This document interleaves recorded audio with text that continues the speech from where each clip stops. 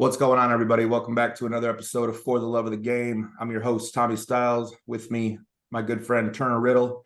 And today we have a very special guest coming at you from Tampa, Florida. CEO of the company Nutrition Solutions, a former Navy diver, Chris Cavallini. Chris, welcome to the show. What's up, boys? Thanks for coming on. Appreciate you giving us some time. Yeah, I'm excited to be here and look forward to having this conversation. So, Chris, as a former Navy diver, I want to dive right into that. Literally, talk to me about that. What was the process like going into the Navy and then doing the diving? Yeah, so I wish I could sit here and tell you guys that from a very early age as a young boy, it was always a dream of mine to one day have the opportunity to serve my country. That's not exactly how it went down in my case. I was arrested 17 times before my 18th birthday. I had a very interesting childhood. I was very fortunate, if I'm being honest. From an early age, I was exposed to adversity. My mother had me at 16. She was a drug addict. My father wasn't around. So I spent time in foster homes, group homes, juvenile detention centers, and jail cells. I was exposed to a lot of adversity early on, including abuse across the board. And I consider myself very fortunate to have been through all that, because unbeknownst to myself at the time, going through so much that early on, it made me strong, and it equipped me with tools that would ultimately allow me to go on to do things with my life that are considered to be statistically impossible. So my senior year in high school, I was given an ultimatum by the state of Massachusetts to either join the military or go to jail. I opted begrudgingly to join the military, but little did I know that would be a pivotal opportunity for me to begin forging a new path. And I went on to serve 5 of the most exciting years of my life as a Navy deep sea diver. I was in a community with a lot of high value men, and I was a young boy. I had a chip on my shoulder. I had no discipline. I didn't recognize the importance of standards. I went through a pretty difficult training. The training is pretty difficult. 70% attrition rate, which basically means 70% of the people who go through it do not make it through for various reasons. But because of a lot of the adversity that I, went through as a kid, I didn't find the training overly difficult. When I checked into my first command and got to my first team, I was around a bunch of high value men, and the Navy diving community revolves around honor. They actually made a movie about Navy divers called Men of Honor. I didn't know anything about these things, but being in this community, being around these guys, helped me go from just being a young boy to a man. I mean, they taught me the importance of honor. They taught me how to be disciplined. They taught me the importance of winning. They taught me how to operate within a team, and it gave me a mission. I was very proud to be a Navy diver. Certainly, at that time, it was the most significant accomplishment of my life. To this day, it's still something I'm most proud of. But that community was absolutely amazing to me. I was around high value men from the day that I checked in to the day that I checked out. I was always the youngest guy. I was always the most inexperienced guy, which was perfect because there was no place to go but up. And over that 5 years, it helped me cultivate a new mindset, and without question, began to help me take my life on a new trajectory. What did being in the Navy, did you learn a lot about brotherhood and what it means to have brothers that you are in arms with? Yeah, it's funny because you don't really think about that when you're in. You think about that when you no longer have it. And for me, I made the decision to get out of the military after 5 years, and it wasn't an easy decision. I did not decide to get out because I didn't love the community I was in. I didn't get out because I didn't love the guys that I was working with. I certainly, was very grateful to have the opportunity to honorably serve my country. But one of the, I talked about the military helping me kind of just instill the new mindset, in me. But one of the other things that it did for me, which I wasn't aware of at the time, didn't really become aware of it till later, as far as how significantly it impacted me, was it got me out of my hometown. It got me away from the environment and the people that, were kind of contributing to, I was quite literally a juvenile delinquent. And I don't want to mislead anybody here and make it seem like I was being, negatively influenced by the people that I hung out with in high school, because I was without question the worst in my peer group. But being removed from that environment just kind of helped me just become something more. And then certainly being around guys who, were more disciplined, more experienced, that understood what it actually meant to carry yourself as a man.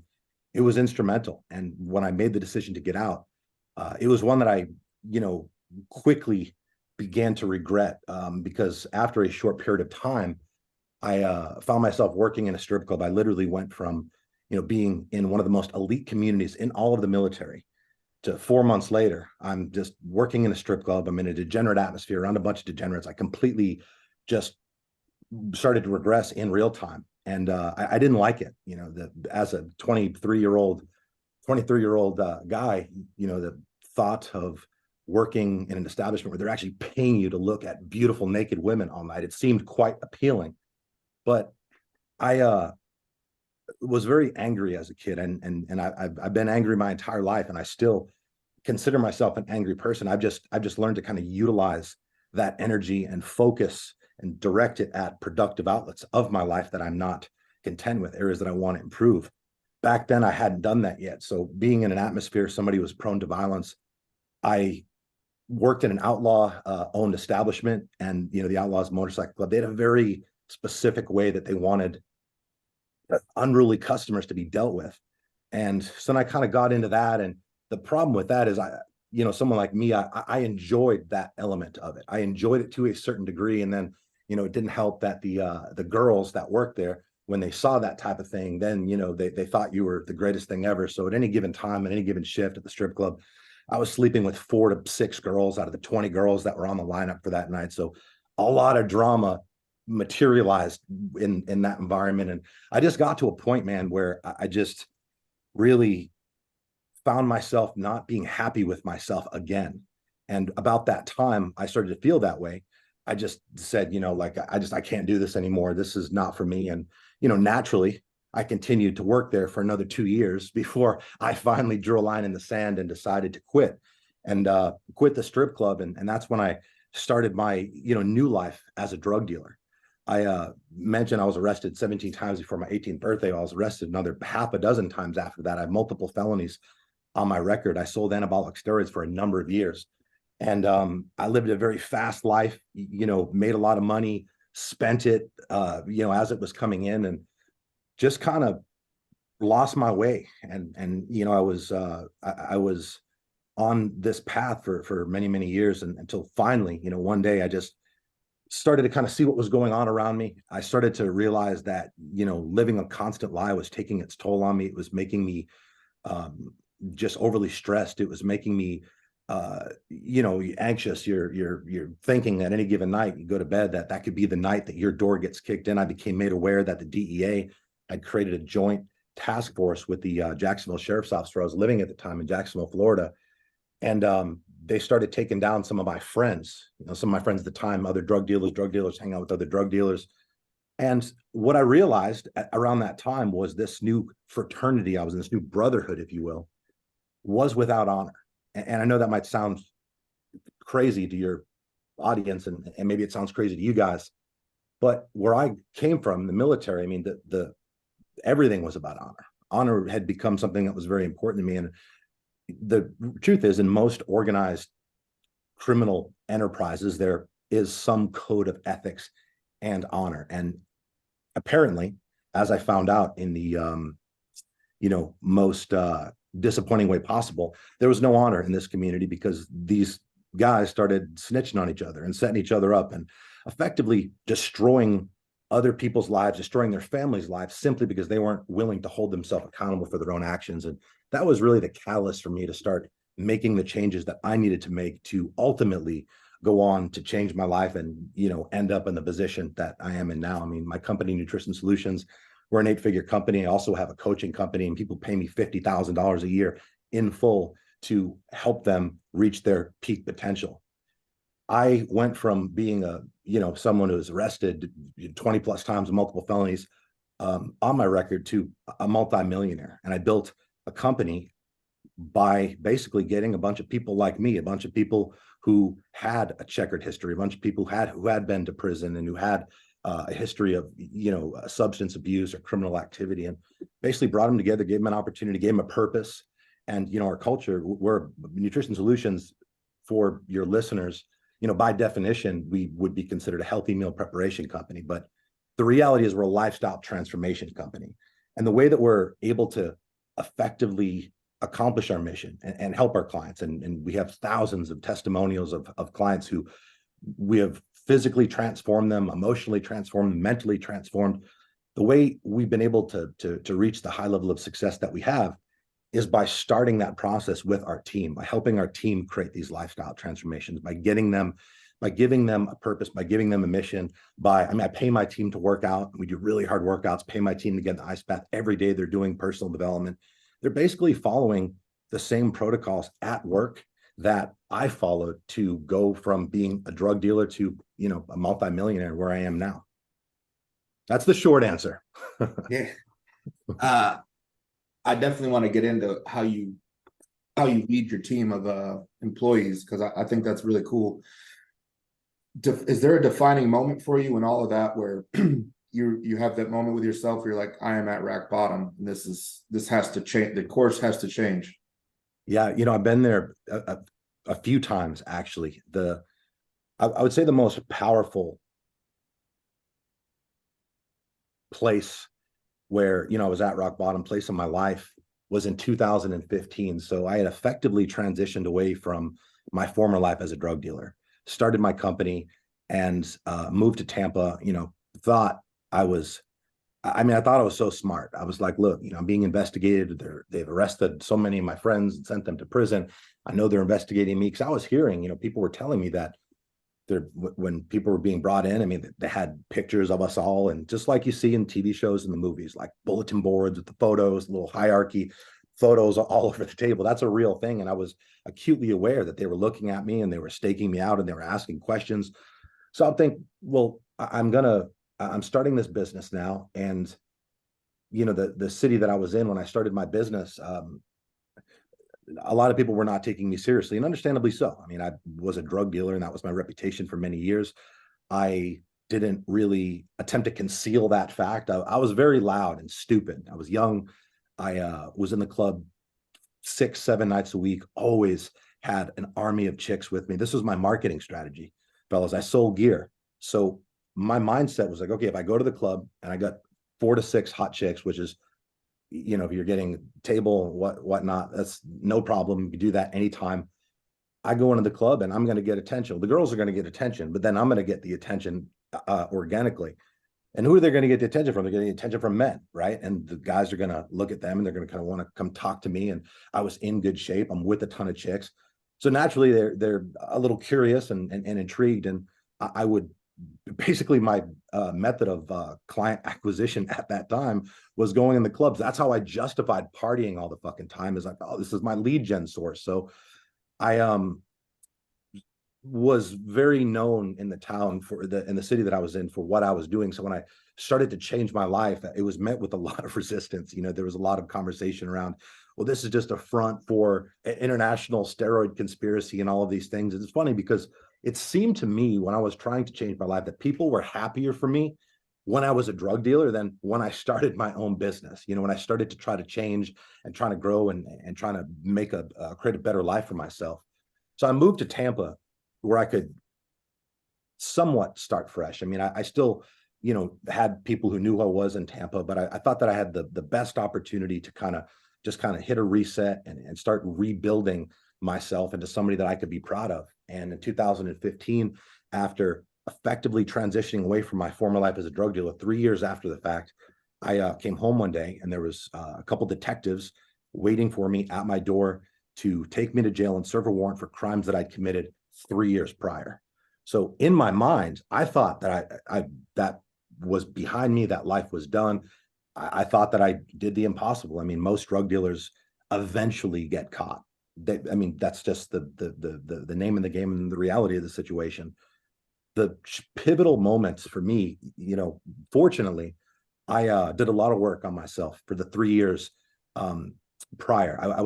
I realized that I had to kind of make a penance with the universe and to God, and I had to really work hard to just be a good person, because I hadn't been a good person for the majority of my life. In fact, at this point in my life, I would say There's probably more things that I've done that I'm not proud of than things that I am, but I was aware of that. And I was taking deliberate action to just improve myself as a man, to do what I could to give back.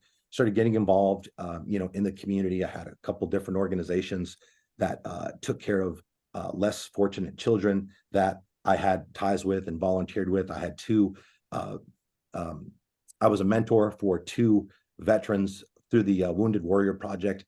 And again, I was working on my business and giving people opportunities that, they wouldn't be able to get anywhere else because of the nature of their past and the fact they had criminal records and that type of thing.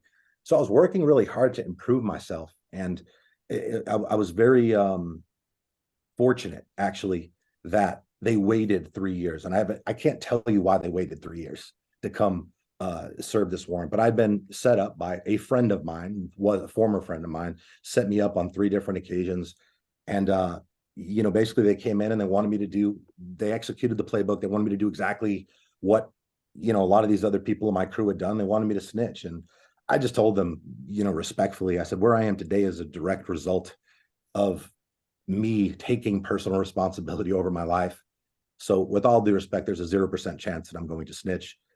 Appreciate you guys even giving me the option, but it's not going to happen. And then we had a tough road ahead of us from there. I had a lengthy legal battle. My bail was $500,000. Who would have thought? They don't like it when you don't snitch for steroids. Look up $500,000 bail. You'll see rape. You will see murder. You'll see, assault with a deadly weapon. These type of things. You don't normally see steroid distribution of steroids and things like that. But they were trying to make an example out of me.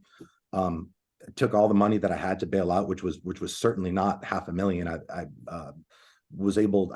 I believed I had about $30,000 saved at that time, and I maxed out credit cards to get the other $20,000 and put the 10% down. And that was just the beginning. Then I had the legal fees, but I decided to fight this. And I was looking at a lot of time in prison. I decided to go to the judge directly for sentencing. We did not want to make a deal with the state because they were not being reasonable. And I thought that the best chance we had was to show the judge the person that I am today at that point in 2015 was different than the person that had committed those crimes. And I was very, very fortunate to have a very fair judge. There's about 100 people that showed up the day of my sentencing to be there for me and to support me. And in a very emotional kind of turn of events, the judge basically addressed me in open court after hearing the character witnesses' testimonials and familiarizing herself with my mitigation. Just seeing, there's 100 people that showed up. They couldn't let everybody in the courtroom. Just seeing the support that I had brothers of mine from the military that showed up in military uniform to be there for me. And I think it sent a powerful message. And the judge basically told me that, I pleaded guilty, by the way. I was pleading guilty. This is an important detail. I wasn't trying to deny what had been done. I was very much at peace with accepting and owning everything and being responsible for the outcome. I decided, that's what I wanted to do. And I prepared my entire life for the very real possibility that I'd be going to prison that day.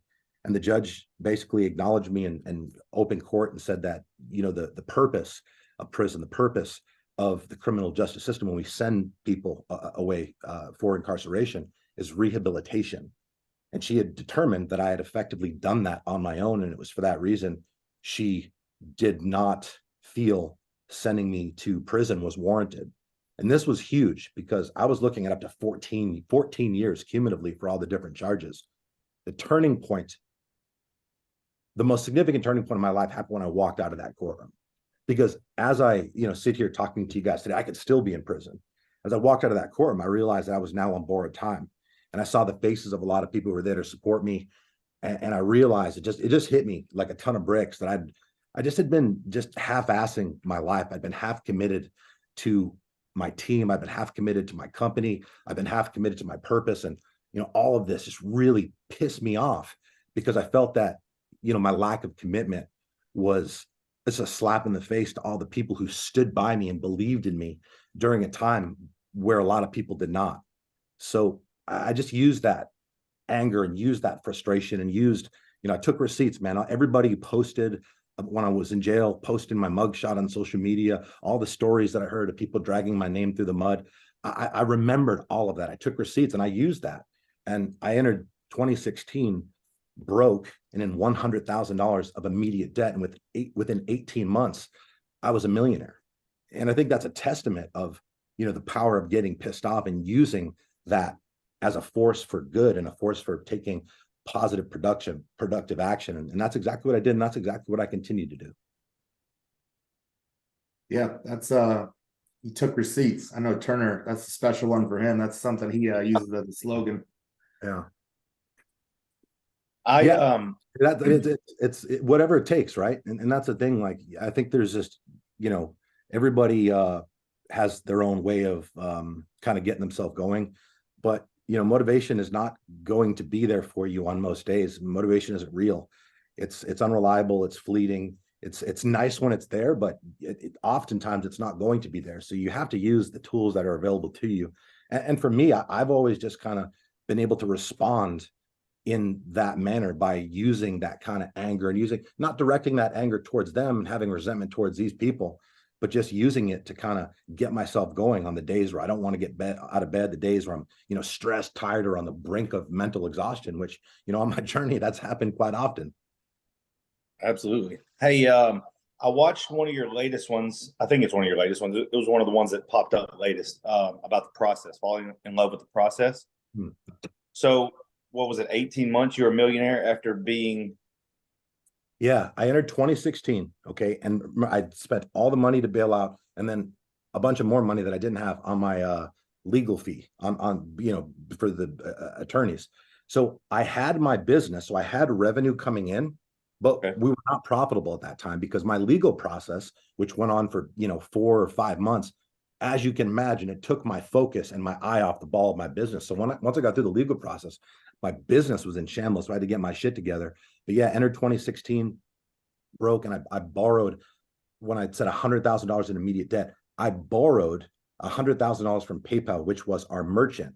And basically the immediate debt is when you do that, every transaction that you run through them, they will take a small piece of that money is paid back. So I didn't have a choice but to pay it back on their timeline, not my own.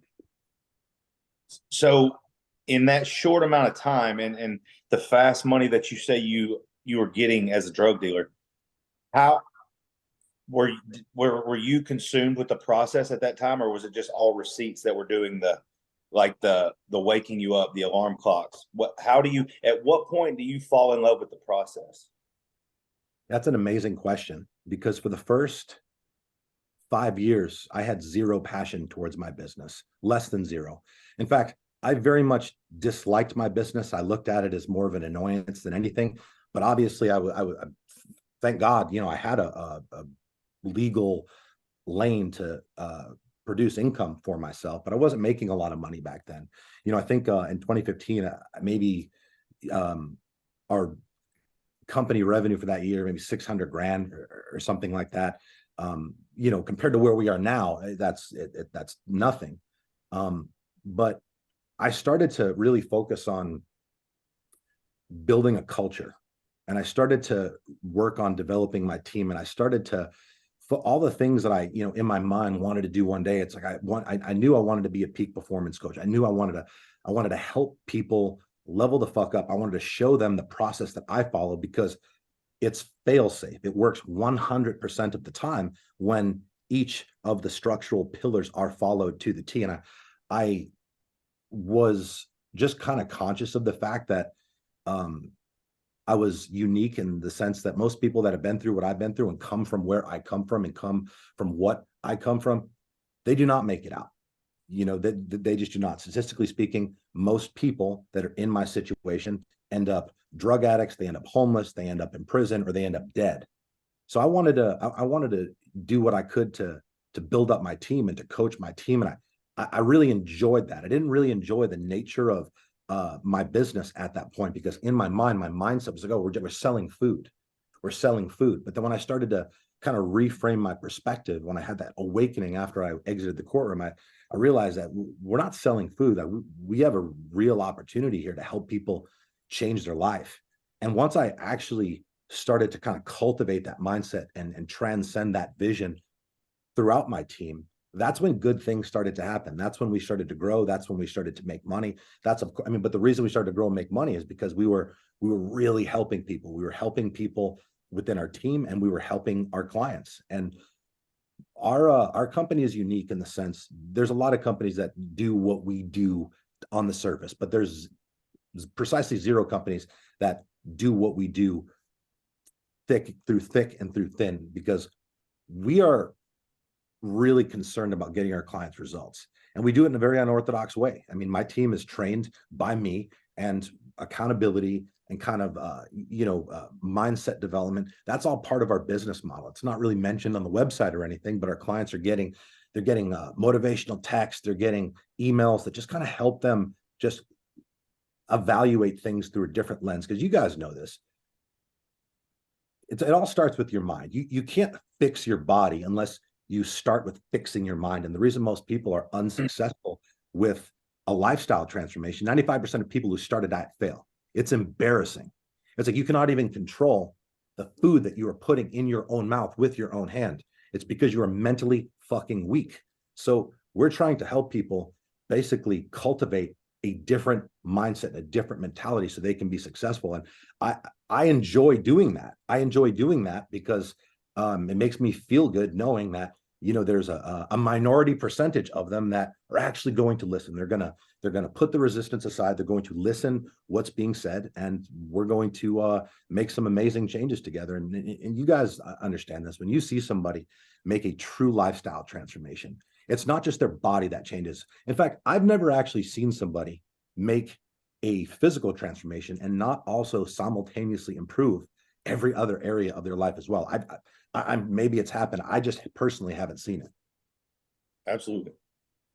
Yeah, those are the mind leads the body is something I say to my clients almost daily, because the body's only going to go where the mind's prepared to take it. That's in training, that's with dieting, that's with your cardio, whatever challenges you're facing along your challenge. So but it's just really quick, back to the question about when did I fall in love with the process. I think this is really important. Like, you get to a point where you set goals, and when you're young and you don't really have a whole lot, you set goals. You want this kind of car, you want to live in this kind of house, you want to make this kind of money. And then when it happens, you have a bit of enjoyment. Your baseline level of, shall we call it, happiness, is raised for a short period of time. But eventually it normalizes 2-3 weeks max, because it's actually not the crossing the finish line that gives you those feelings of pride, because that's really what we're all chasing at the end of the day. People talk about happiness, it's proud. We all want to be, especially as men want to be proud of themselves, and we want other people to be proud of us as well. You feel proud during the process because you're making progress, you're moving the chains. And that's really what I realized when we started accomplishing these huge milestones and started making these sums of money that I just never in a million years thought would be possible for me or somebody like me. Or I saw my team, like people that came in, just got out of prison, and within a couple of years they had just completely recalibrated their entire life, and now we're making more money than they probably ever thought that they would, and able to provide a better life for their family. And the feelings of pride that I get from that, I just somehow during that time just realized that, like, being somebody who actually genuinely cares about other people, that is without question that's where the most rewarding aspects of life will come from. That is where you will obtain true fulfillment. Now, I know that for your listeners who aren't familiar with me, it might sound like I'm a really nice guy who cares a lot about other people, and I do. But my approach with doing that, it isn't always nice. It isn't always kind. In fact, most times it's not. Most times it's very direct. Most times I'm brutally honest, telling people not what they want to hear, but what they need to hear. And that's kind of one of the interesting parts about our culture. And luckily for me, we're a private company. We're not a publicly traded company, so I don't have to operate within the parameters of corporate culture and stuff like that. But a lot of what I do with our company and my leadership approach is based off what I learned in the military, and based off what the military did for me. I was a kid. I showed up. I had no discipline. I was broken. I was weak mentally. And, you know, these guys, they put their foot in my ass when needed. And if I'm being honest, it was needed a lot back then. And that's exactly what I do with my team. And some people can take it, some people can. I mean, our company is not for everybody. But at the end of the day, we have a responsibility to our clients. The way that we're going to help our clients effectively reach their goals and improve their life across the board is by providing the best product, by providing the best service, by going above and beyond with everything that we do. And at the end of the day, I'm going to push my team to be great, or they're going to fucking leave average. There's absolutely no middle ground. What are the, you know, talking about your team and clients, what are the challenges you face being a leader? Yeah, leadership is hard. And, you know, what's going to make it a lot harder is believing that it should be easy. As a leader, I think the most difficult part, you know, for me is just simply the fact that your issues are not just your issues are now your people's issues, right? If your people have issues, problems at home or whatever going on in your personal life, a good leader is going to recognize that. And most leaders, most people who are in a, you know, position of leadership are not actually leaders, they're managers. And the difference between a manager and a leader is a leader actually leads. And what a leader's responsibility and role is, in my opinion, just comes down to two things. You have the responsibility to win, and you have the responsibility to make your team better. And if somebody on your team is not performing for whatever reason, you know, you got to get in there. You got to have those uncomfortable conversations. And what I found in this day and age is people are so afraid to have what they consider to be uncomfortable conversations. I think, you know, I think it's uncomfortable not to have the conversation when you see somebody who's clearly struggling, you see somebody who's having a hard time, you know, that's just not the way that I'm wired. I mean, I will immediately have that discussion because I realize that on the other end of the uncomfortable conversation, where we're making progress. But unless it's addressed, it's like, it's, you know, as entrepreneurs, I mean, our main job is to solve problems.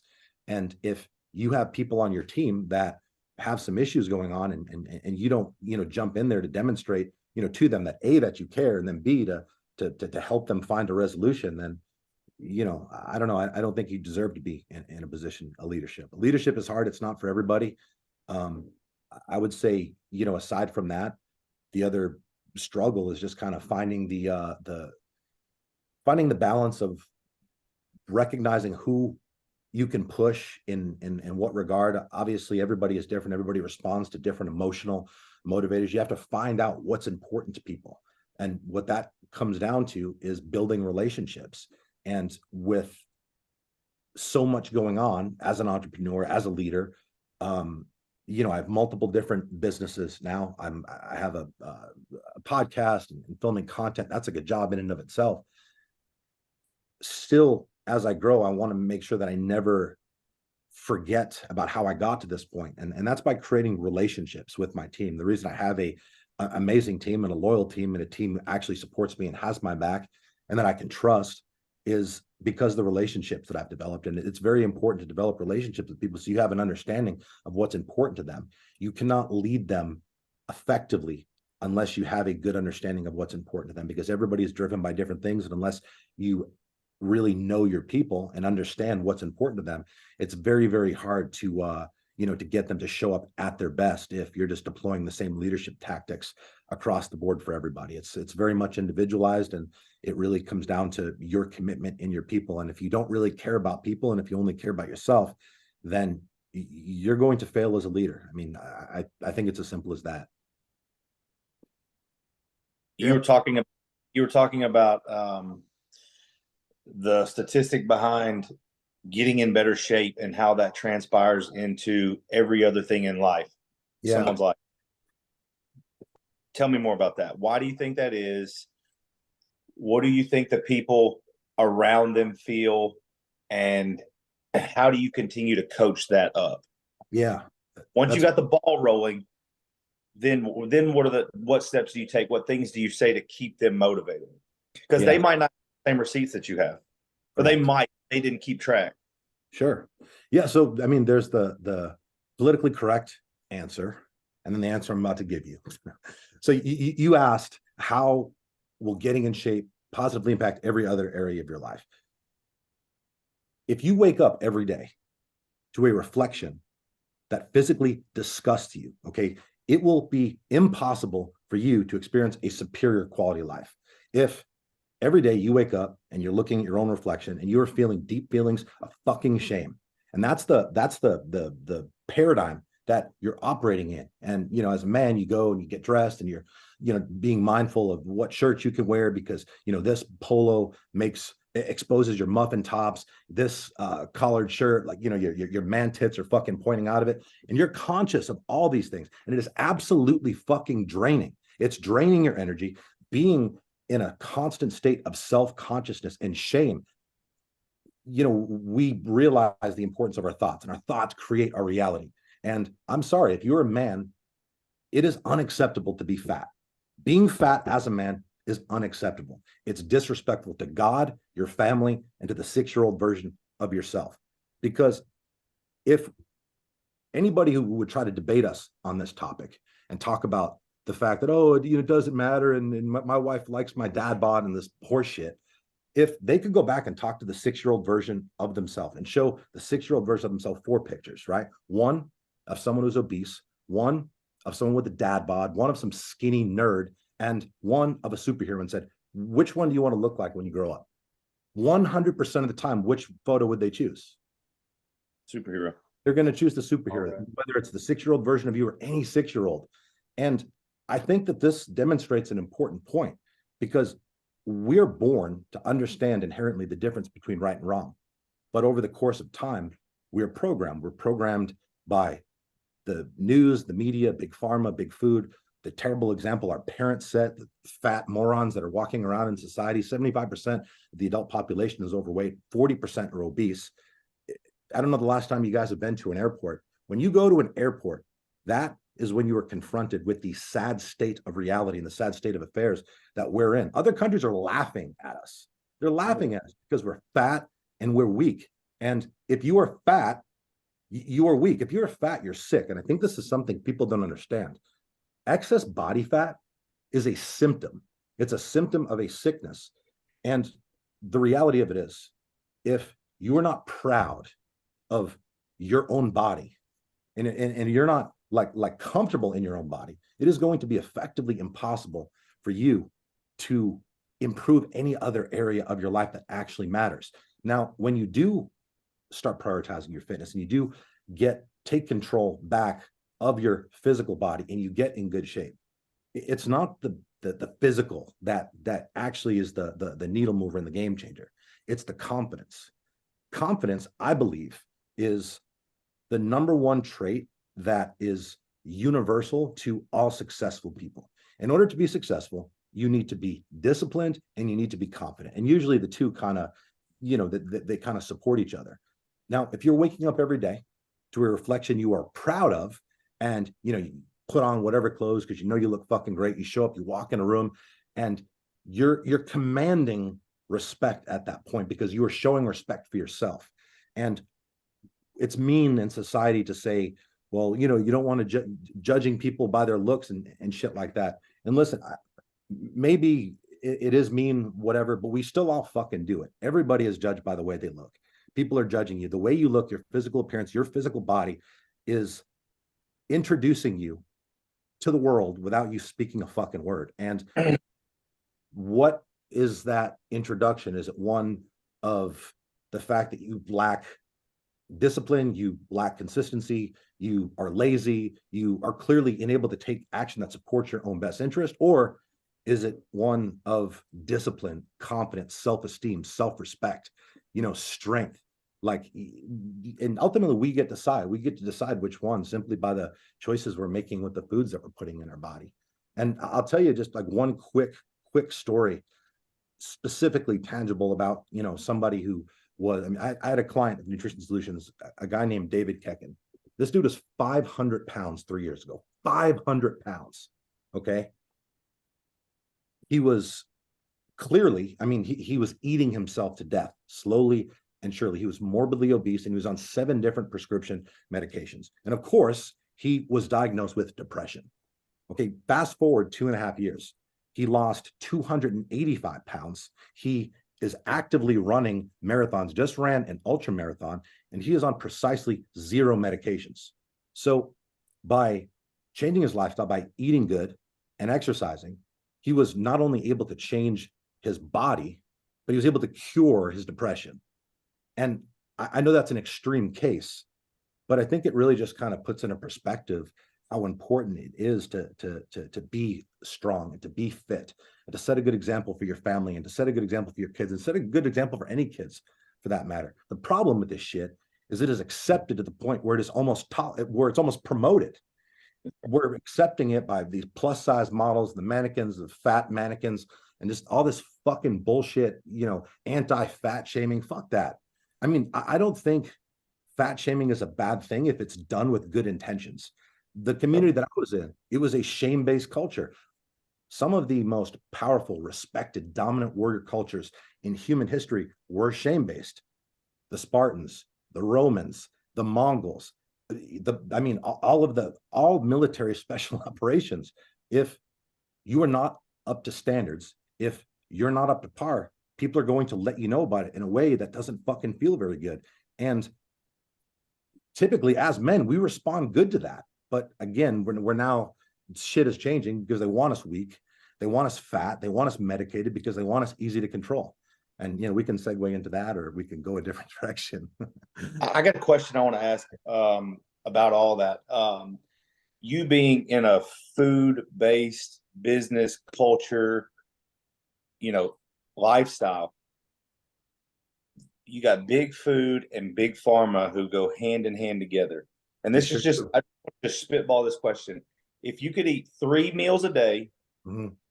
and it was the same thing every day, what would that be for the people listening? Yeah. To be good health, yep. Least amount of medication, good sleep, feel good, sustained energy all day. What would be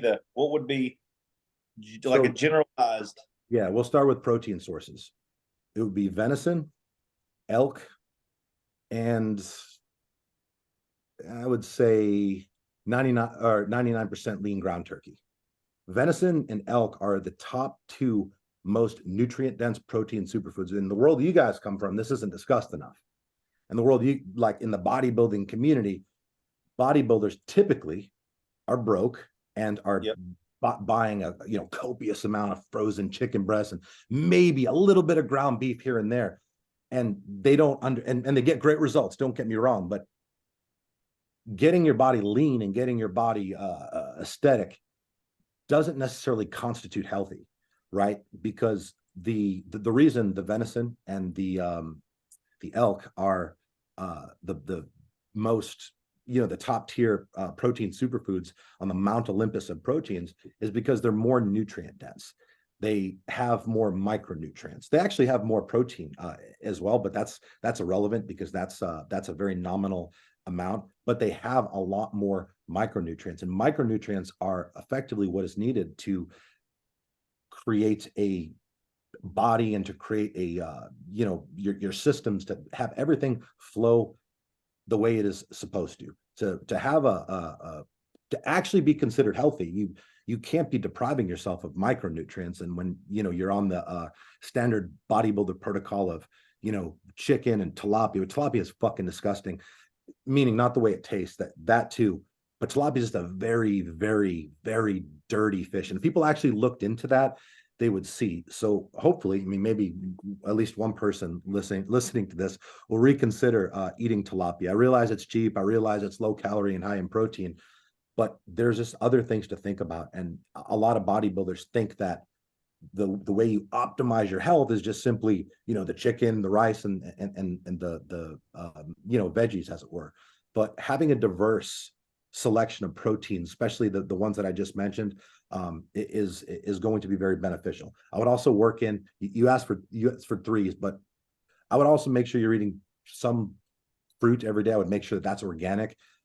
That's very important. If you're eating fruit, it really needs to be organic, because the problem with non-organic fruit is you can't just rinse the pesticides and herbicides and insecticides off of the surface, because fruit actually absorbs all of those chemicals to the core. So you want to stick with an organic option. Berries are typically, I mean, in my fridge at all times, there's always going to be blueberries or blackberries. And for carbohydrates, I mean, rice is good, sweet potatoes, regular potatoes, it doesn't really matter. But I would honestly say that if there's one more thing, it would be liver. Having liver once a week or twice. I eat liver. I eat 3 ounces of raw liver 3 times a week. And I will tell you guys, I started doing this about 15 months ago, and there's been measurable improvements in my blood work since I did that. So I can validate that actually works. Now, I resisted liver for so long, despite being in the space that I'm in, and despite knowing it was the most nutrient dense food on the planet, but I just didn't like the taste of it. I mean, because it doesn't taste very good. But then once I started to really research it and understand how it could actually, optimize hormones, it's got, vitamin A, it's got so many unique nutrients in it at very, very high bioavailable forms, that I just started to do it. And I would say within a week, I felt a bit of a difference, whether that was psychological or placebo. I felt better. And then my blood work has just continued to improve since having that as a staple in the diet. Did you notice your improved cognitive function, less brain fog? Possibly. I don't really, brain fog has never really been an issue for me. I don't know if that was something I could say I directly noticed with the liver, but certainly, I mean, that is a characteristic of it. That is one of the benefits. They say, and the beautiful thing about liver is it's very cheap. It's very, very cheap because nobody wants it. So, that's something that if you are on a budget, if you are a bodybuilder who's on a strict budget, working in something like liver is certainly not going to break the bank. When you talk about your team and their health and well-being being important to you, I think about things like this. I know the average person doesn't think like this because of all the things that we talked about, but when you're talking about business deals or future endeavors that you may possibly want to take part in, but the guy that stands on the other end of this is 150 pounds overweight. He pulls up drinking a soda. Like, when you're bringing up cognitive, I think his brain is not on the same wavelength as mine. He may be a smart man. He may have 10 years in this business more than me, but I feel superior to him because not always, but I do feel like in a time of making thought out, precise decisions, I think that because of my diet, the way I carry myself, the confidence, all the things that you brought up, I do believe that with time I can beat someone that's, far advanced in a topic than I am, because of, like I said, he had a foot-long Subway, extra cheese, all the sauces, and he got 2 cookies. Like, I do believe that I can outdo that. Yeah. Cognitively, that person is always going to be behind their energy. They're not going to be able to sustain whatever pace. And listen, you absolutely nailed it.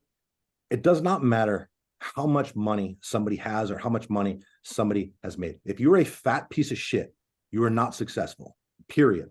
Our society likes the metric of success is usually financially related. I don't believe that's what it is. I think a high value man has to hit all pillars, money, mindset, body, influence, all of these things. So I completely agree with you. And you're right. People don't like to hear that shit.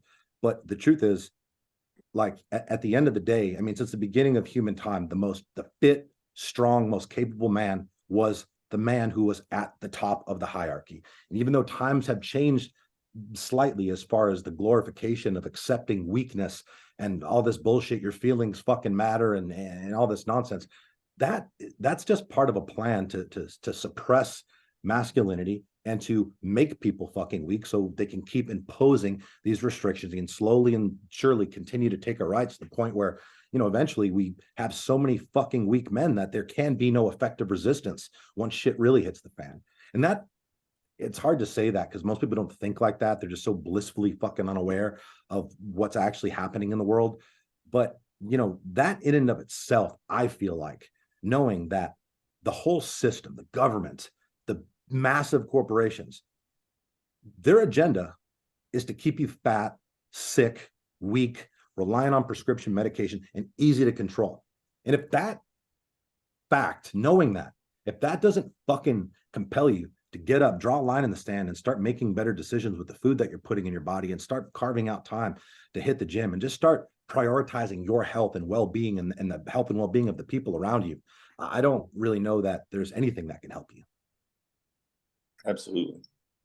Yeah, you want to make your life a living rebellion to go against what the program is. I mean, even as a bodybuilder, that's my goal. Obviously, with bodybuilding, the goals are focused on getting massive.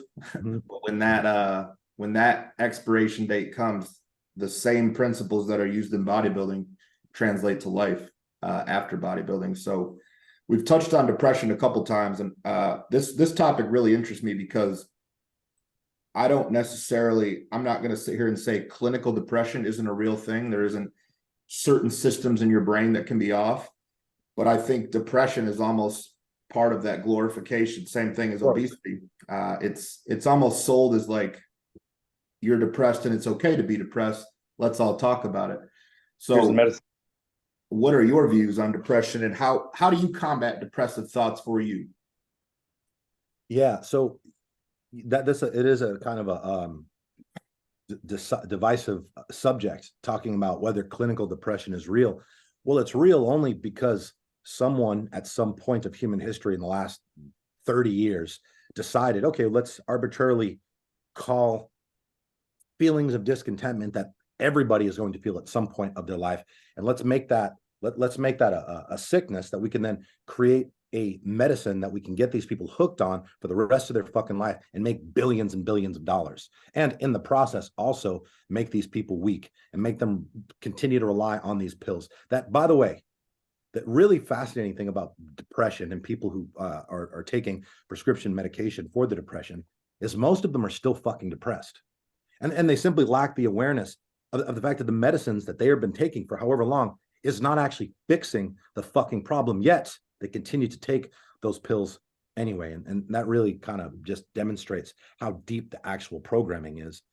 But in my opinion, I mean, of course I've been depressed. I mean, I just described to you guys the life that I've lived to this point. Now, as an adult, I've had some very hard times with my business. I've gone through some very, very difficult situations. When I got arrested after thinking that I was clear, walked away, hands clean from my former life, started a business, and all of a sudden after 3 years, the cops show up at my door, being in jail. Yeah, I was depressed, but I didn't just catch depression. I wasn't in the jail. So, oh, I have depression. Can you get me? I was depressed because my circumstances were a little fucked up. I think feeling depressed is a good thing. I think feeling anxious is a good thing. I think these are all just biological evolutionary triggers that are designed to call you to action. If you are depressed, it is because something about your life, something about the way you are conducting yourself on a day-to-day basis is not in alignment with who you are. And it is basically a call to action to change, not to sit there and continue to do the same fucking thing that you have been doing that is making you feel that way. If you feel depressed, good. It's an opportunity to get better. Your soul is calling you out and telling you, hey, this is not who the fuck we are. And this might sound controversial, but if you are fat and have depression, I'm going to make the argument the reason you have depression is because you're fat. And people would love to argue and contest that. Get fit and then fucking prove me wrong. Get fit, get a six-pack, get in amazing shape. And then let's have the conversation after the fact. Because I would be willing to bet that your perspective would completely change. Because people who have depression, in my opinion, they're weak and they're selfish. They're weak in their mind. The key to a strong life is having a strong mind.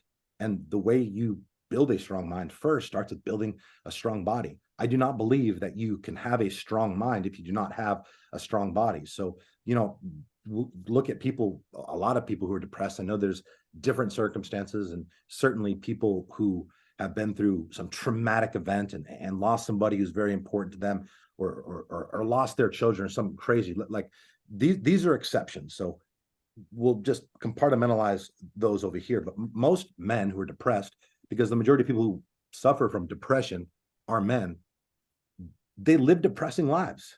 They wake up, they're fat, they go to a job they hate, around work, around people they fucking despise. They have no purpose. They're eating like shit, right? They're broke because of the stressful atmosphere that they work in. I mean, corporate culture is very stressful, right? Nobody is jumping out of bed to get into work early in a corporate environment.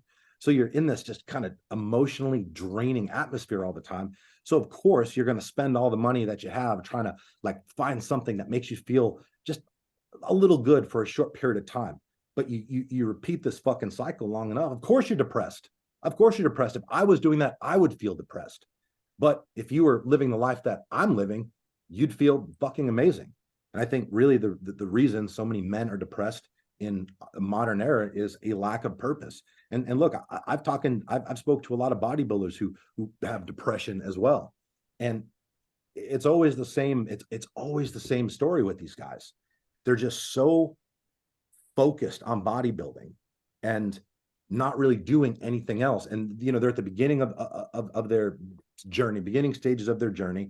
And, you know, they're stressed out that, you know, they haven't been invited to the Mr. Olympia event yet, where they actually have the ability to make some real money.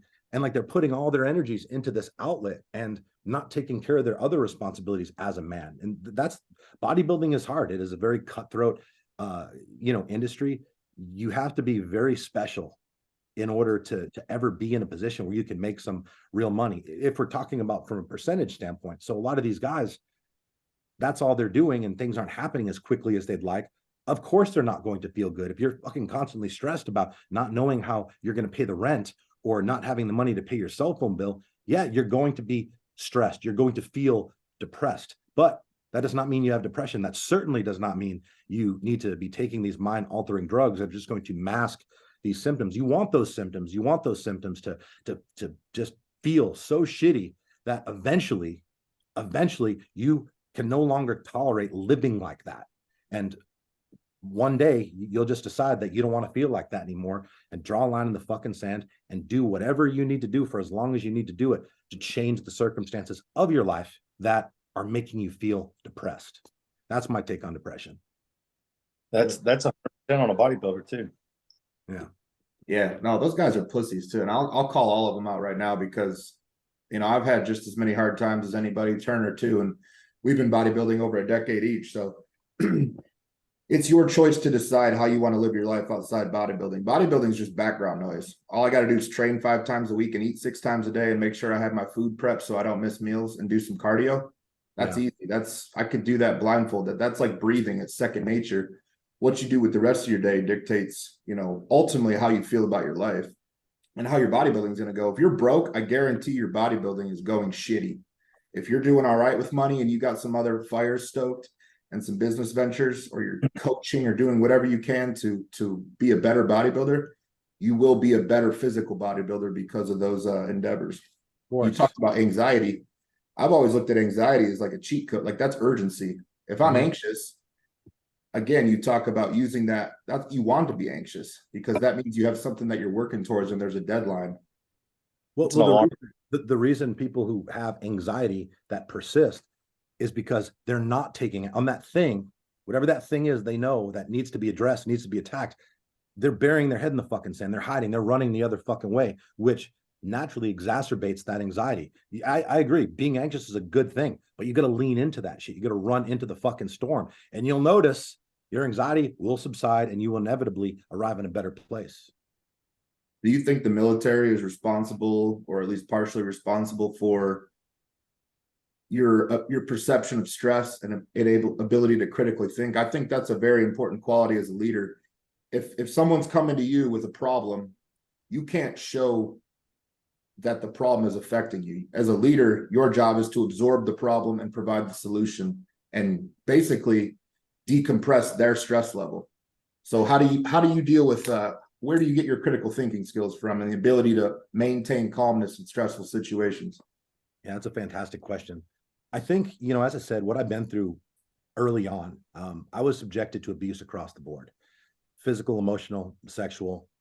I've been through it, and that type of trauma, I mean, it hardened me and it gave me resilience that I then was able to utilize, again, unbeknownst to myself, going through the training that I did. I was very young. I was considered to be very young to make it through the training. Normally, there aren't a lot of 18-year-olds that make it through that training.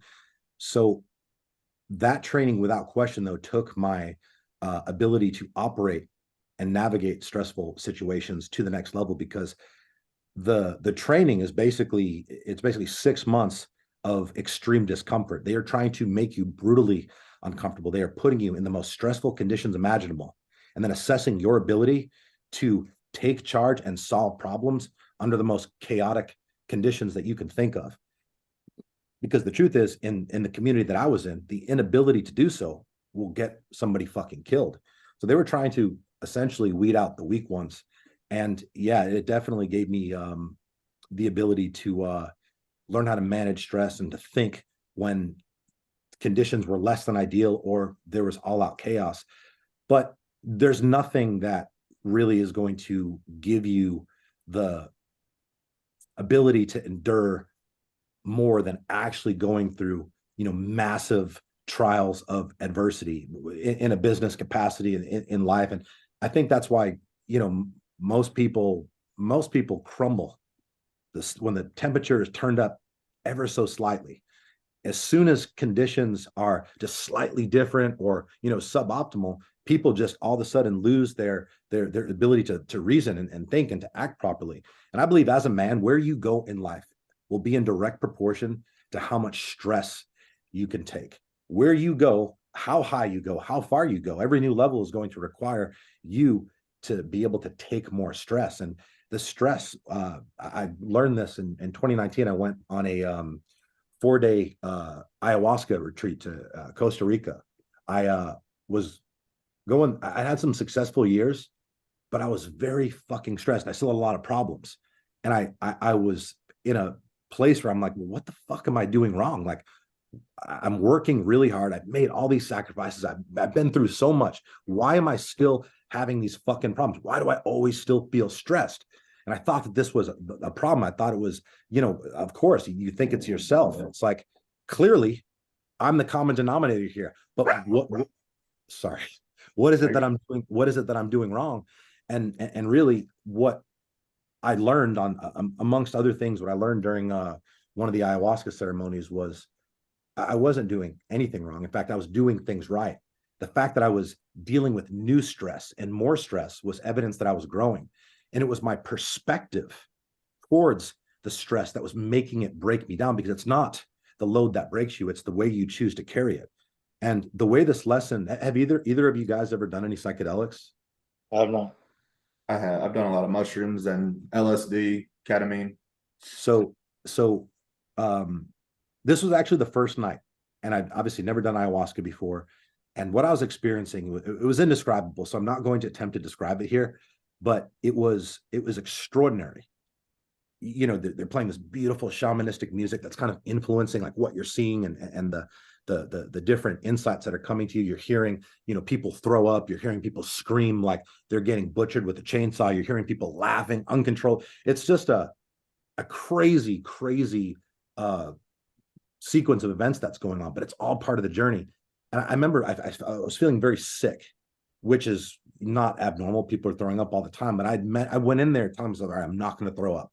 I'm not going to throw up. I'm going to purge my trauma a different way, through laughter or through whatever, but I'm not going to throw up. And as I'm on this journey, I'm experiencing just these beautiful visuals, all these amazing insights and downloads are coming to me. And I'm just operating at a much higher level of consciousness, because that's effectively what the medicine does.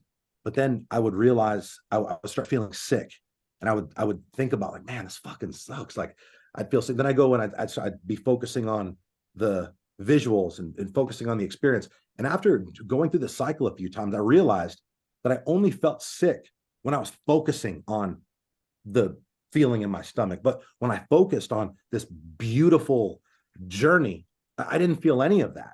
And that was really kind of what changed my perspective. When you focus on the stress and you think it is a problem, you're going to get more stress. You're going to get more fucking problems. When you accept that the stress is part of it, all of a sudden, it doesn't hurt anymore. You're in this stressful mindset. You're basically like in these handcuffs that are keeping you confined to a life of stress. But then realizing you're actually, it's supposed to feel like that. It's like all of a sudden, from one moment to the next, you break free of those cuffs and you're able to intelligently move forward. And it's a really interesting paradigm when you understand that something is, it's not wrong. I mean, stress is a part of life, especially as a fucking man. And where you go in life is always going to be in direct result to how much you can take, how much punishment you can take, because business is hard, life is hard. We're living through a very tough time in human history now. I don't think that could be contested, but you know, the winners are going to win at the end of the day. The strong ones are going to always figure out a way to capitalize and improve during, you know, times where everybody else is complaining, everybody else is crying, everybody else is throwing in the fucking towel. And ultimately, guys just need to decide, you know, which side do you want to be on, because you have to pick one. Because if you don't, you're automatically going to end up on the loser side. At the end of the day, there's winners and losers in life. And I believe that the key difference between winners and losers is winners have the ability to show up and do what they are supposed to do, even and especially on the days they don't fucking feel like it. And that's really on a macro level, I think what it comes down to is being able to perform the same tasks, to do your workouts, to eat the food that you're supposed to eat, to be kind and to be generous and to be supportive when you don't feel good, when you don't feel like it. And I really think that minor difference just is what makes the difference in people, and why only a small percentage of men are operating at the top level. I agree with that. I mean, the takeaways that I take from that is, especially as entrepreneurs or aspiring entrepreneurs, people that want to, you know, make their own way and not have to rely on someone else to sign their paychecks. This your perception of stress is, I've learned to look at it this way: is I need that chaos, but I need to control the chaos. Stress only has power over me if I don't have control of it all balled up into one unified path and it's going forward. If you let stress come at you like encompassing and come down on you like a rainstorm, yeah, you have no control. But if you can control the chaos, and that's something I live by, that's ultimately how you're going to be effectively better at business, better at bodybuilding, better at whatever venture you take on, is learning to control that stress and use it to propel you forward rather than keep you in place. Correct. And, you know, building resilience, right? Like I've been through a lot. So I was naturally resilient because of the trauma that I experienced from an early age. Majority of people have not. The majority of people's trauma is like an afternoon at Disney World compared to some of the things that I've been through. And obviously there's a lot of people who've been through far worse things than me, but it's just like your fitness. Okay. If you stop going to the gym and stop eating well, okay, your body is going to go the other way, right? You're going to lose muscle, you're going to gain fat, you're not going to be as physically fit. Building resilience is something we need to take purposeful action toward, because being resilient is how essentially you're going to learn to deal with more stress. And you know, this is why we have things like cold plunges, high intensity interval training. Just lifting weights isn't enough. Like lifting weights is not very difficult. It's just fucking not. It's getting in the gym and purposefully getting in there and going to the exercise that you want to do the very fucking least, the reason you want to do it the least because you suck at it. You're embarrassed, you don't want to look like an idiot, whatever, in your own mind. Go to that, do that thing, do what's hard, do new things, right? Like sprint, do a 24-hour fast, you know, get to a point where you can do a 72-hour fast. These are all opportunities to build your resilience. They're micro doses of adversity. And when you consistently seek out adversity and take micro doses of adversity, it puts you in a much better position to win when life sucker punches you when you least fucking expect it, because the adversity is coming. I mean, it's part of fucking life. And the thing about adversity is I believe it's a gift. One of our core values at Nutrition Solutions is celebrate adversity. It was later added. It was the only core value that wasn't part of the original core values. And the reason it was added is because I went through so many just horrible, what I perceived to be horrible when it was happening, times and situations where I didn't think I was going to be able to bounce back. And not only did we bounce back, it was an opportunity to catapult us to a new level that we'd never been at. So I eventually developed a very positive association with adversity, because every time it happened, it allowed me to grow and to get to a level I hadn't been at before. But that was only because my perspective was, okay, this is a gift. This is not happening to me. This is happening for me. This is making me stronger. This is making me better. It's giving me the ability to have more experience. So if this shit ever happens again, I know what to do. Or if anybody else I know has to deal with it, I can help them. Adversity is it's a gift, and it's something that when it's put there, you need to look at it as such, because by looking at it as anything but, it will make the storm will stay a lot longer, and it will inflict a lot more punishment than if you take it the way that you're supposed to, which is to look at it for what it is, which of course is an opportunity for growth. Yeah, amor fati. I mean, it's a Latin phrase, love one's fate. So if there's a good time in front of you, be neutral towards it. If there's a bad time in front of you, embrace it, because it won't be bad forever. I think that just comes with age and wisdom too. We come across people who are unable to just slow down enough to even realize, like, hey, what you're going through is it's gonna callous you for the next time something like this happens, and you can either be stronger for that next time, or you can make no progress and be in the same place the next time this happens. Yeah, man. Every great man that's been written about in human history, the common denominator between all their stories was the fact that they overcame adversity. The reason they're respected, the reason history remembers them, is because of all the adversity they faced and conquered. And, you know, as a man, you should want to face as much adversity as possible, because adversity it's going to make you stronger. It's going to make you tougher, and it's going to make you harder to kill. And as a man, I think those are qualities that are very important. Absolutely. What are your go ahead, Turner. Do you have kids, Chris? I do not yet. Working on it. Braxton? Actively working on it. So hopefully by this next year, you guys have me on. We'll have a baby in the picture. Nice. What are your non-negotiables, Chris? Like, what do you have to do every day to keep your zen, to keep everything compartmentalized and moving forward? I have to work out. I have to do some form of personal development because I'm obsessed with it. I'm literally obsessed with personal development. Where I am today is a result of the books that I've read, you know, the seminars I've been to. Obviously, when I started my personal development journey back in 2000 and probably 9 or 10, there wasn't as many resources out there. There weren't podcasts like this. YouTube wasn't what it is now. There was some stuff on YouTube, but it was books. Right. So I started reading a lot of books because I got some advice from somebody who I went to and told that I was looking to change my life. I needed to change my life. I wanted to change my life. I just had no idea what to do. And he gave me 2 pieces of advice that changed my life and continues to. He said, first, I need to surround myself with people who are better than me. He said it just like that. Didn't say, like, you know, all these little success books, surround yourself with it. That's how I needed to fucking hear it. And, you know, the success books don't say it like that. They probably should. And the way I started to do that, first, I exiled all the losers out of my life. The second thing he told me is I needed to just spend every waking moment on personal development. He's like, you are where you are because of the way you think. You don't think right. He's like, I've listened to what you said, and I appreciate you being honest, and that's good that you have the humility to acknowledge these things, but you also have a victim mindset. He's like, because I've heard you say that, you know, you've been arrested this many times, so you'll never be able to do this, and, you know, your mother this, and your dad wasn't around that. He's like, that doesn't matter. And as somebody who grew up very much believing that the reason I was the way that I was because I didn't have a father around, never even saw a picture of him. My mom was a drug addict, right?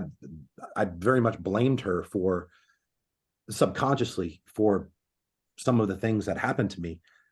I had a victim mindset. And the thing is, people have victim mindsets. Well, guys, we can all agree that a victim mindset, I mean, that is probably the most unattractive fucking quality a human being can possess. Can we agree on that? Absolutely. But you know, the funny thing about people with victim mindsets is they're not aware they have a victim mindset. So I didn't even realize I had a victim mindset. So when he said this to me, I didn't even know what a victim mindset was, if I'm being honest. But then through the books of the pages I was reading, I started to sort out my thinking. And I'll tell you guys, personal development is to the mind what fitness and the gym is to the body. So if you're out there, working on building your body, that's like 20%, man. The 80% is what the fuck's up here. And I'm going to make the argument, the stronger your mind, the stronger your ability to build your body. Because through personal development, you learn to think different. That's what the purpose of personal development is. And a lot of people don't recognize that. They think that their association with reading is like back in high school or middle school or whoever went to college. I did not. The assignments that you had to, the books that you were forced to read that you didn't want to. So after you got through that shit, you're like, I'm never fucking reading again. But personal development to me is basically like the blueprints to success that people who have succeeded at very high level have left. Because when you get to a certain point of success, you want to give back. You want to teach the things that you did and share the mistakes that you made in hopes that people will use them to change their life and improve their life. So the purpose of personal development is to think differently. And it's funny, I read over 1,000 books, guys, and that used to be a flex of mine. But as time progressed and I continued on my personal development journey, what I realized is reading 1,000 books was actually a huge waste of my fucking time. I would have been much better reading the same 15 books over and over and over again, because when you hit a new level of consciousness and you become more aware and you become more informed and you become just a more evolved version of you, you're then in a better position to receive. You interpret things a little differently. But I read this one book called Change Your Thinking, Change Your Life by Brian Tracy. And it was something in there about the victim mindset.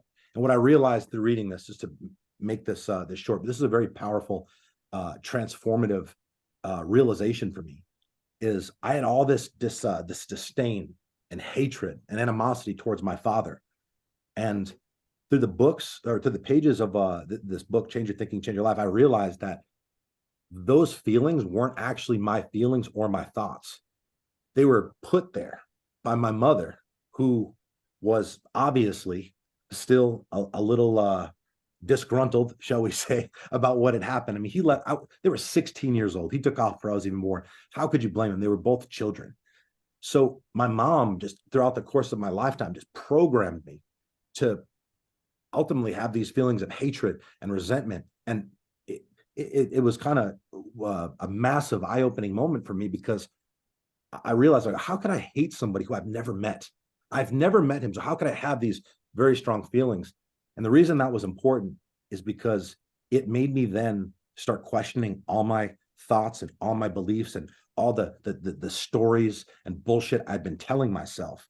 And that was a very, very powerful realization, because then from there, I basically just started to recalibrate my mind. I mean, where people are right now, good or bad, is because of how they think. And if you want to get to a new level, you got to learn to think different. And the cool part about personal development is, I'm a multimillionaire. I'm doing quite well, but I'm doing more personal development today. I'm studying, I'm learning today more than I ever fucking have.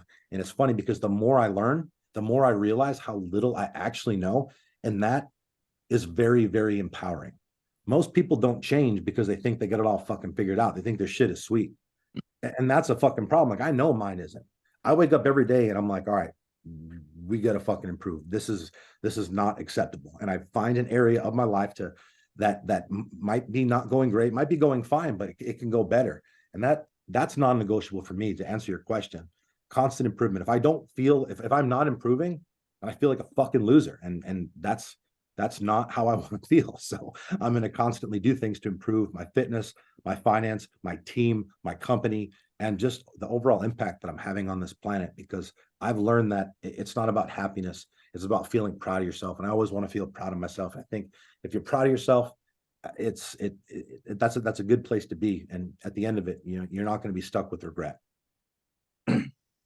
What's one quote, all the books you've read, things you've learned, people you've talked to, what's one quote that's stuck with you forever?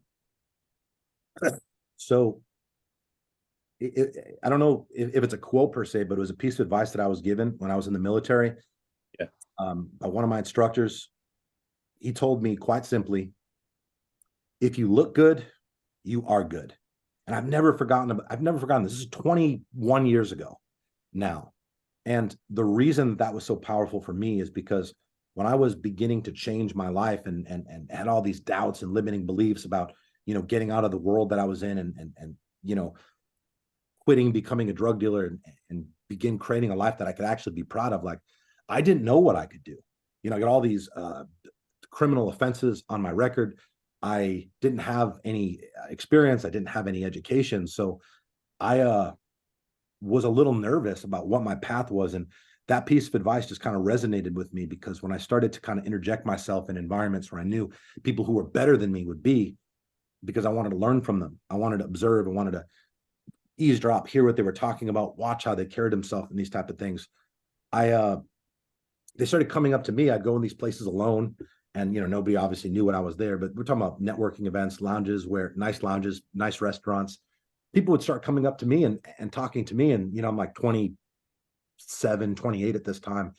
And I quickly worked out in my mind that the reason people wanted to talk to me is because I was in good shape. And that's what I had going for me at the time. And I realized, wow, that's really interesting. And at the time I wasn't eating good because I didn't understand nutrition. I was in the gym. I was young. I was an ambassador of the product that I was selling. I was, utilizing the own gear, right? Because you got to lead by example in any realm of human endeavor. So I looked good, but I realized that there was another level to it. And I realized, well, I can't, be as experienced as these people. I can't have the education. I can't have the network, but I can get myself in better shape. And by doing so, it just improved my confidence. It heightened my awareness. Between getting in better shape and the personal development, I just eventually became something that I never in a million years thought that I could evolve into. But that's the beautiful part about life, is you have the ability to change virtually anything about your life that you're not happy with. And I'm very much aware of that fact and take action on that on a consistent basis. Do you believe you were born to lead? That's an interesting question. I think that I was born to serve a higher purpose.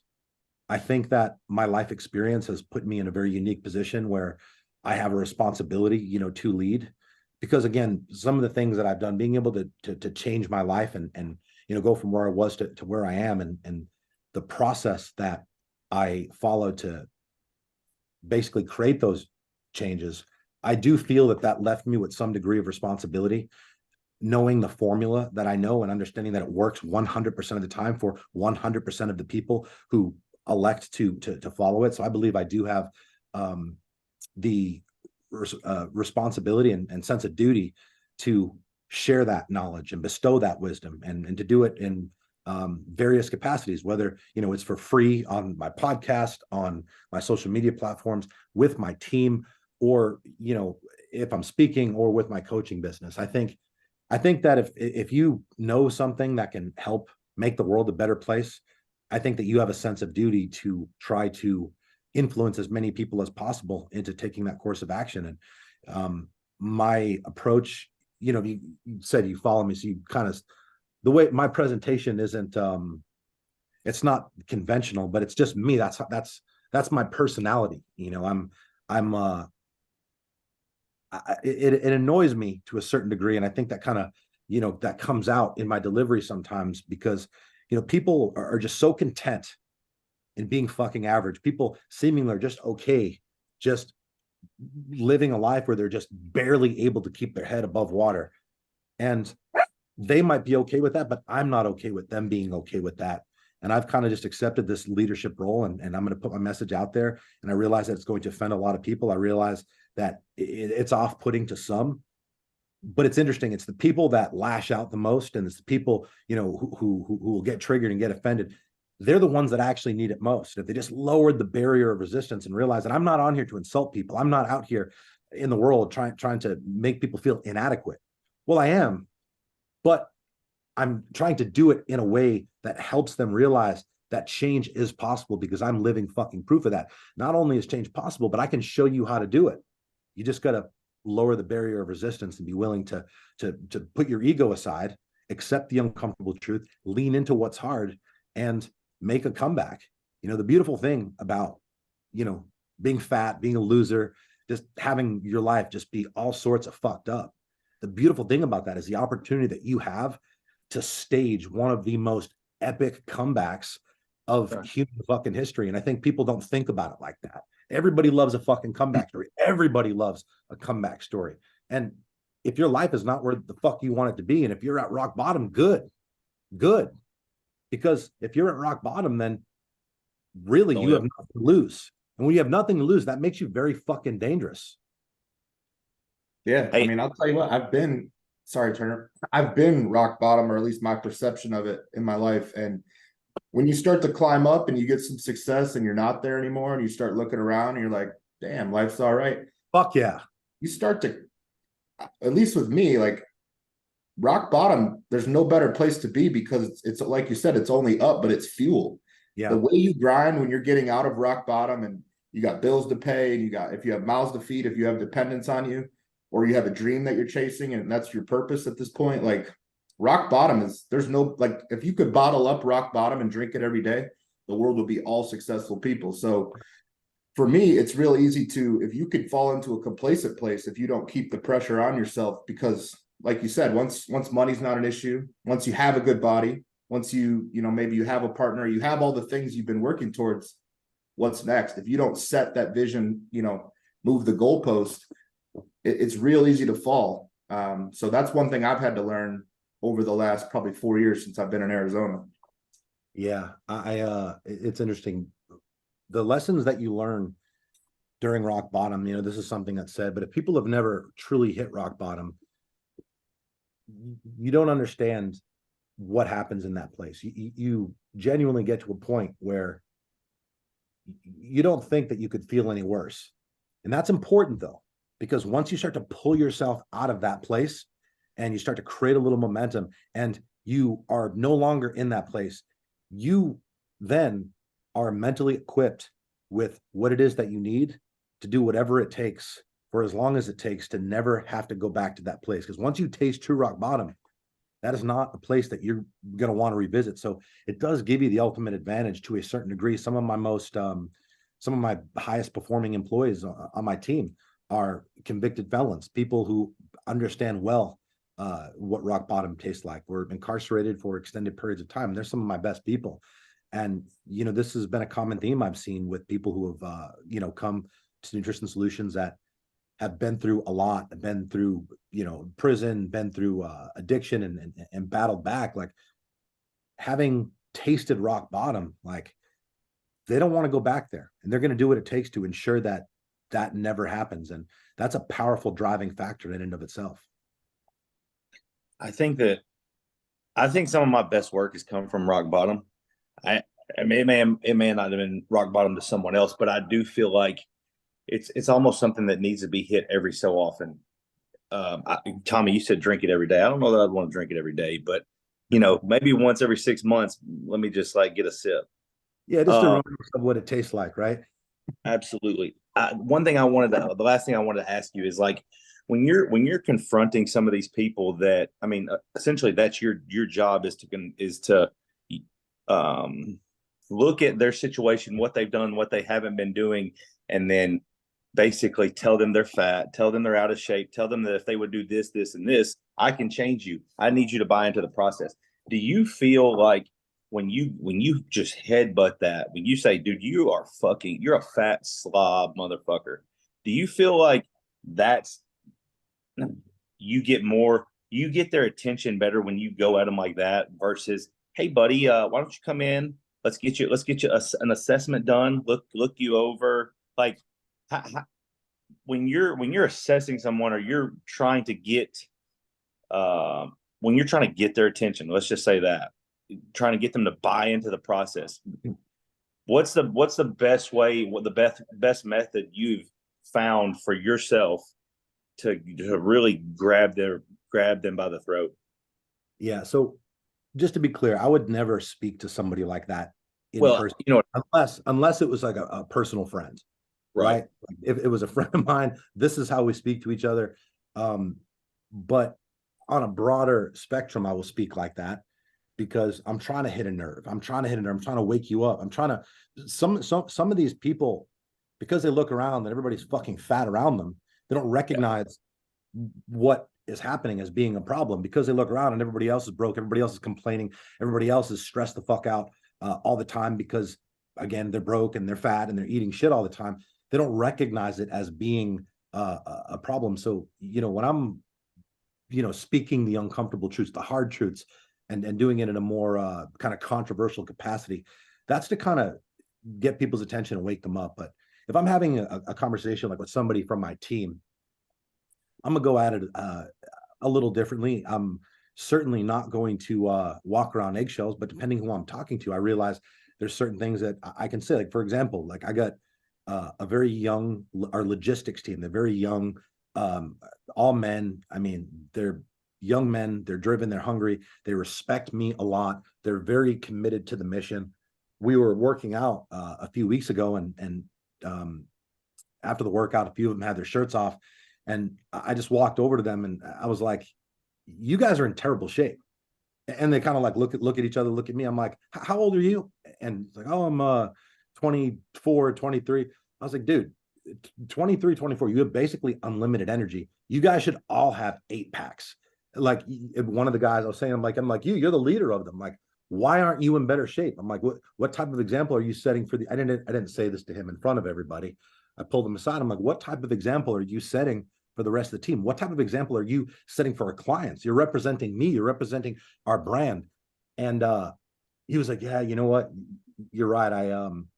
I think that after I lost that like first 40 pounds, I wouldn't say I got complacent, but I just kind of went on cruise control." And I'd completely forgot that when he started with us, like 10 months prior, that he was fat. He weighed 40 pounds more. But I didn't even pull back on what I said. I was like, I'm not judging him on the progress that he's made. I'm judging him on the fact that he is being less than what he could be.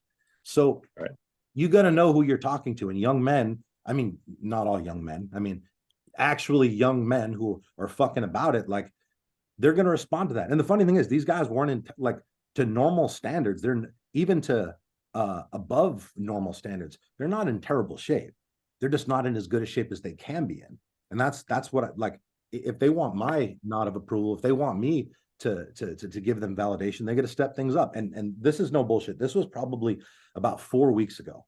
At our last workout on Friday, we do the workouts Wednesdays and Fridays. I go out there and I lead the workout on Friday. One of them that was part of that conversation, this dude was absolutely fucking peeled. I don't know how he did it. I don't know what he did, but he was fucking shredded. His body was completely different than it was 1 month ago. So say what you will about the approach.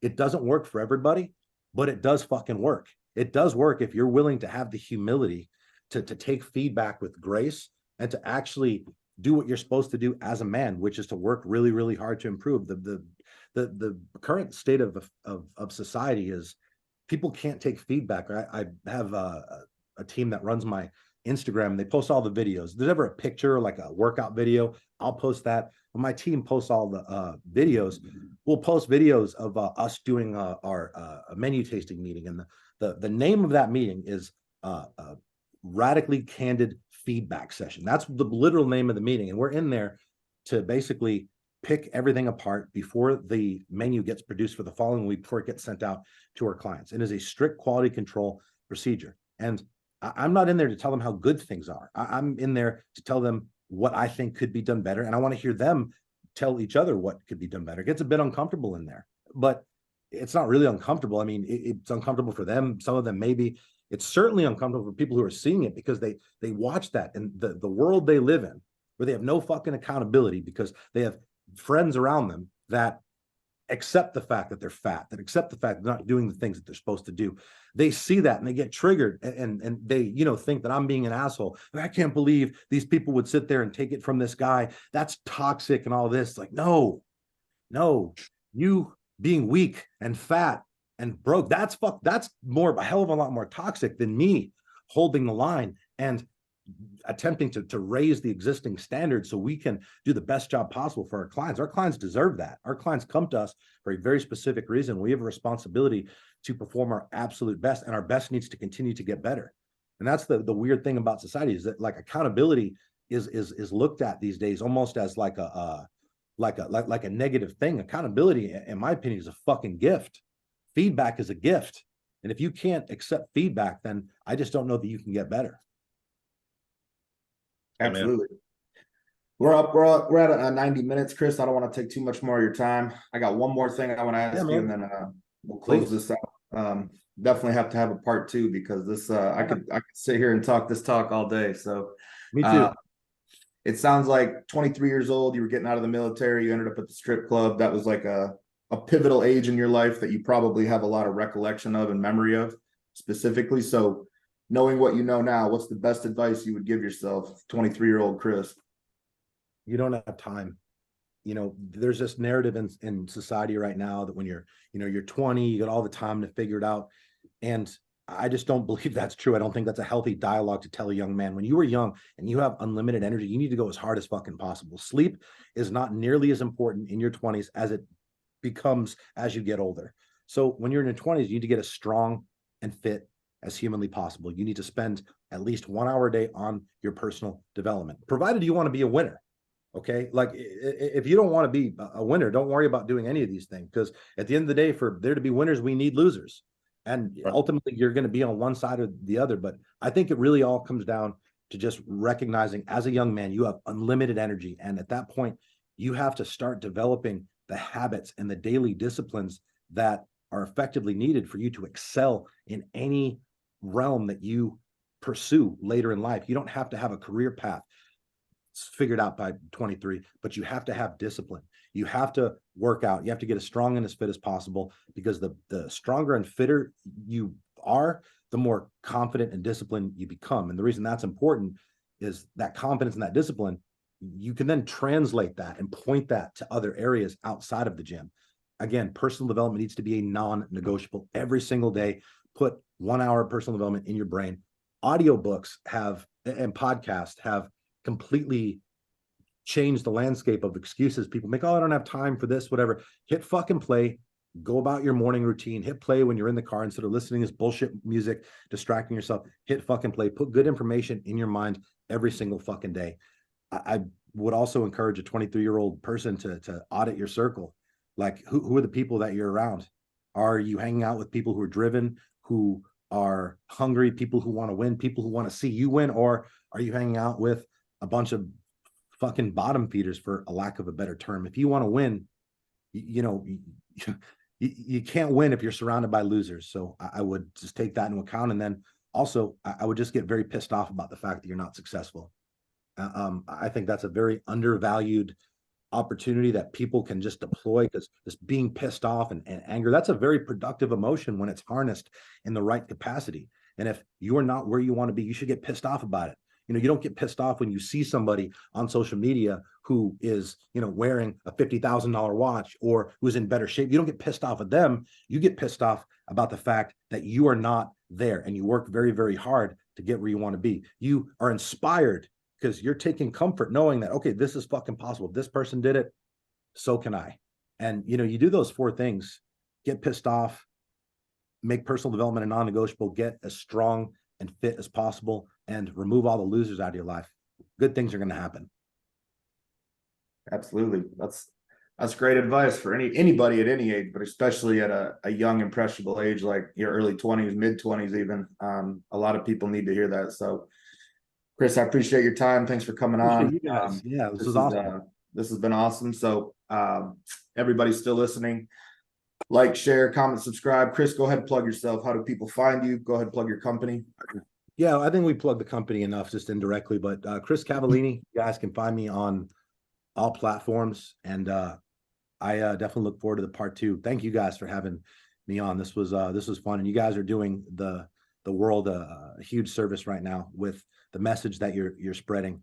This conversation, it doesn't happen enough. More people, need to hear it, and it needs to become normalized, because unfortunately we're being suppressed, and the voices of masculine excellence are, they're working very hard to destroy it in real time. So I applaud you guys for your commitment to making the world a better place.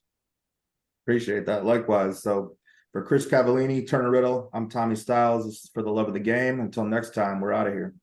Thanks again, Chris. You're welcome.